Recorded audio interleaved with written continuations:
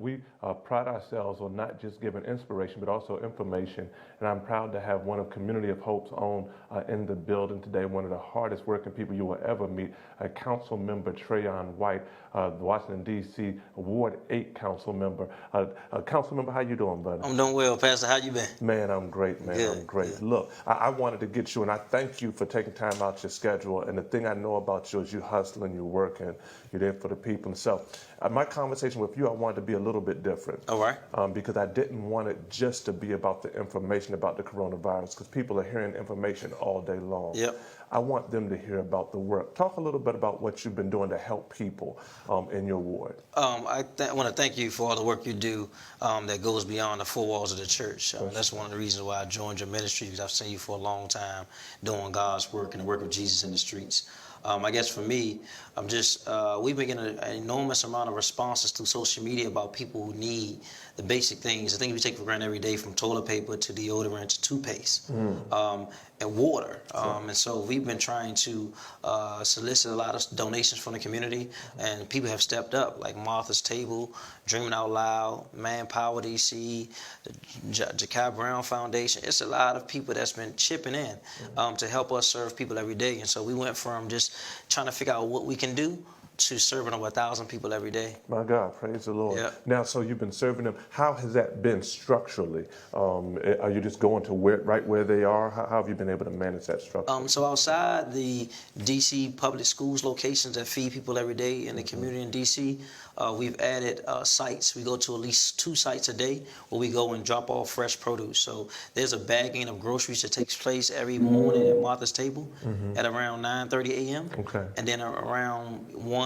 o'clock, we go to a location, and around 2:30, we go to another location and we drop off food. Then around 4 o'clock, we pick up dinners. We feed our seniors. We are feeding roughly 620 seniors every night, senior citizens every night.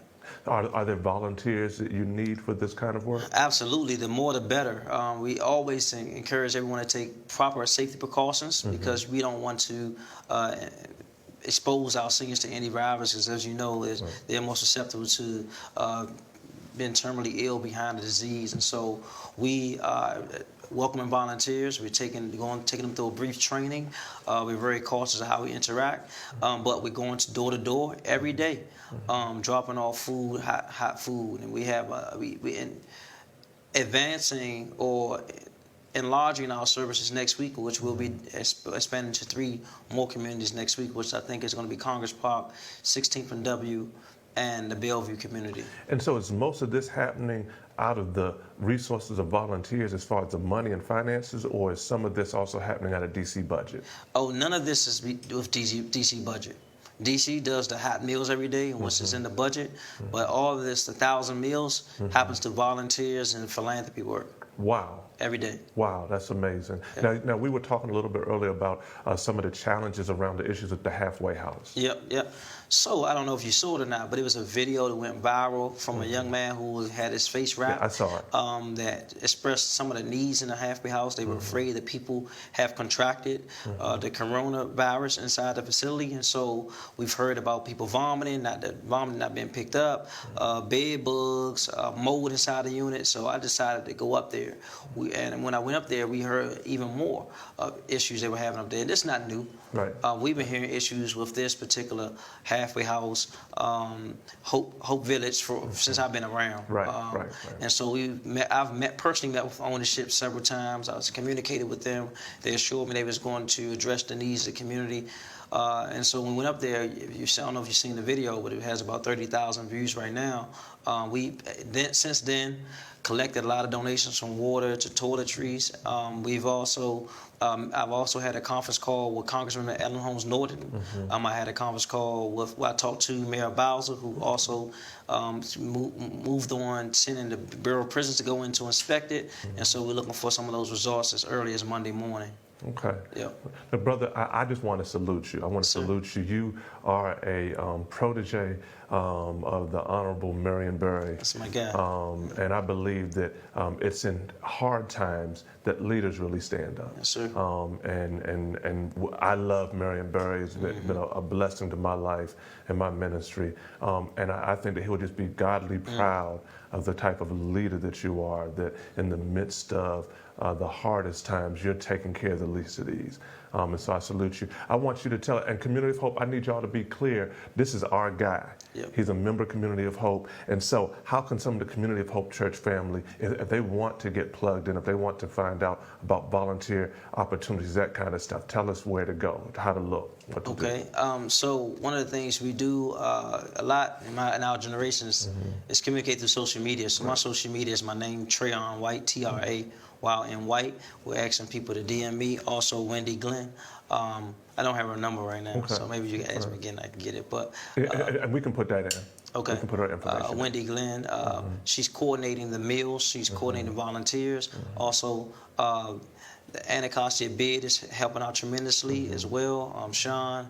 And so we have a number of partners who are helping us to coordinate. But as we expand, we're going to need more cars. We're going to need more drivers. We're going to need more people that's integrated into the community to know, oh, we got a grandma over here, and she may not come out, but she's in there. Right. And she definitely needs food. Or she's taking care of 3 grandkids. Right. So that happened to me today. We took food to a community. And one of the outreach workers Crystal told me to go around the corner and check on this group. When I went around there, it was just organic. So many people came into the car and got a lot of food. And so, if everybody do a little bit, it equals a whole lot. And I just want to overemphasize that we want to stay safe and be cautious of how we interact with our community.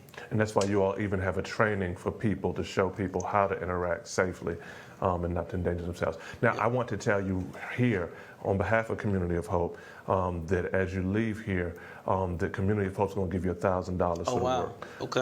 So that we can help with some of the feedings, etc. And just be really seeing how we can plug in and work with you. But we want you, on behalf of your Community of Hope Church family, thank you. That we're going to be making sure that we get $1,000 to you to help with some of that work. We can make that payment to Martha's Table. Martha's Table. Absolutely. All right. We'll make that to Martha's Table. Appreciate you, Rev. And we'll make sure that gets happening. Brother, we appreciate you. Thank you so much for scrambling. You've always been a brother that if I give you a call and said, hey, council member, we need you to come talk to the folks, that you're here talking to the folks, and we appreciate it, and we're grateful. I didn't get a chance to put on my nice suit today, man. Man, I'm glad you came in just as you were, man. I'm DC, man. But you came like you were coming to church anyway. With Community of Hope gear on. As you are. As you are. That's man, right. We appreciate it. Ladies and gentlemen, that's Council Member Trayon White. We are just so grateful to God for the work he is doing. And I need you all to just put the word out, to get resources. Send some money out to Martha's Table right now to be a blessing to them. Because we want to impact those who are dispossessed, those who are hurting the most. And the fact of the matter is that that's a lot of times folks in our community. Council member, salute. God bless you. Thank you. And we're going to keep it moving right here as we move forward in Sunday Morning Hope. Welcome to COA.